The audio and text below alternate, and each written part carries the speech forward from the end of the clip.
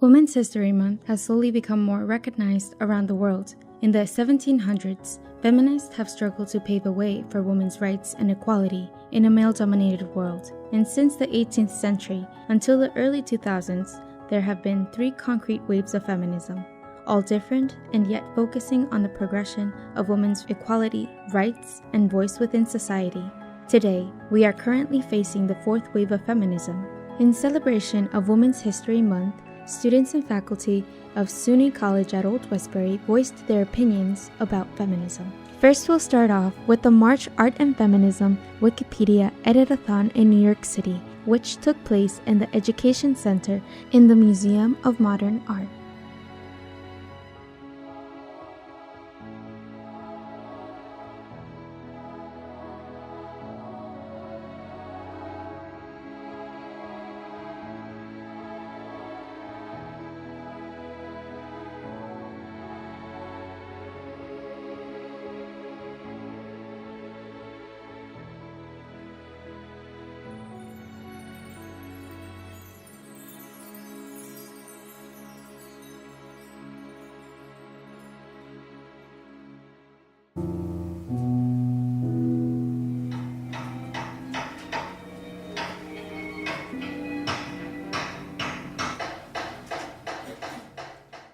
I imagine Margaret Kennard Johnson in her, basement doing experiments with art education with her friends, right?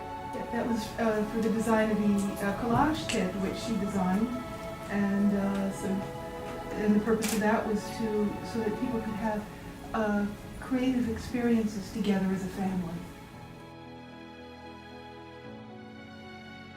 Victor D'Amico was very clever in figuring out challenging problems that the students had to solve in their own ways, so that the result had a bit of their own life in the resulting artwork. They had to come up with their own solutions, their own creative ideas. They had to end up seeing things in a new way.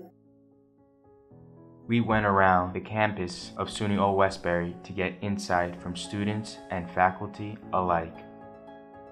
General social awareness about equal opportunity for women. There are statistics and they should look at it and they should really think about, pay a same amount as male counterpart. And a lot of business, they don't simply understand the situation. Action might be needed, actually, like active action to address the issue. They are not equally, treated here. It's not something abstract. It can be done with this kind of at that level of administrations. I believe feminism goes far beyond just being a female. Things about female rights, female equality. And just seeing females being incorporated in bigger parts of the world, such as, business and all aspects of career fields. I want to say definitely in the 1900s, I feel like feminism was racially exclusive, I feel like it was more white women because black women would have their own separate thing going on. I feel like now it's really just about all women, even transgender women.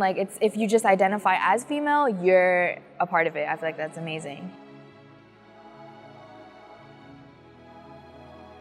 The Women in Progress Club is pretty much a club where we decided we wanted to unite every female on this campus, girl, even guys, everyone is welcome, and we just want to empower one another to kind of help each other grow as people too. What I think a man's role in feminism is support. I think having their support and having them also fight with us for equality, for opportunities, for everything. I think that should be their role. They have this perception that feminism is girls who don't shave, girls who don't just bash men, girls who hate men. And we kind of try to show them that that's not all feminism, that's not all feminists. I don't hate men. The next person doesn't hate men. I can't, I don't know anyone who really hates men, So it's kind of just we're not fighting to take over the planet. We're fighting because we want the opportunity that you have. Like, if they're looking for an engineer, they're gonna look at you, they're not gonna look for me. And what if I want to do engineering? What if I'm the best engineer? They're still not gonna take me into consideration. Usually at the end, we have a couple guys that come to an agreement, okay, we're gonna meet halfway. Some guys still don't, so it's kind of like a work in progress.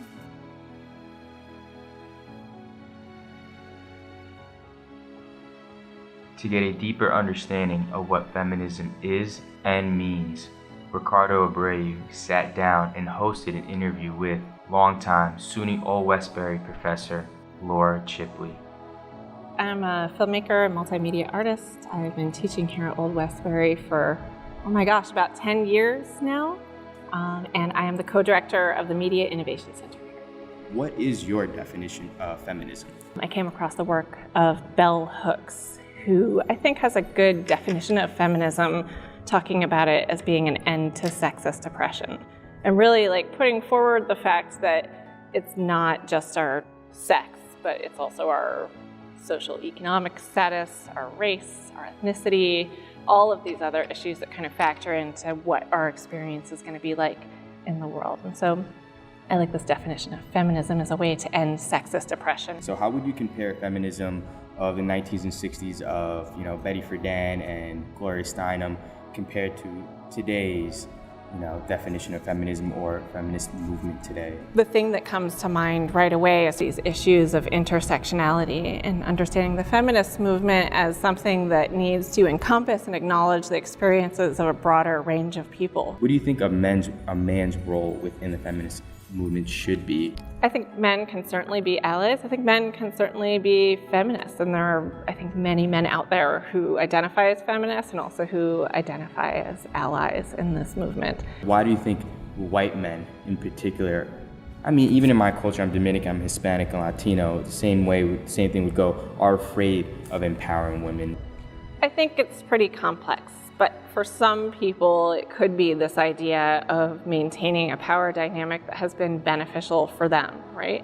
That's very much some of the subtext or overt language that I heard a lot during the 2016 election. Having more women with the ability to tell their stories or have agency, electing more women and to represent us in our government. Having more women direct films and television and be the writers as well. All of these things change the narrative, and we see that that's not just for women, but any group of people who has experienced marginalization. Once their voices are heard, then they're able to, I think, create a situation where everybody can work together to make it better.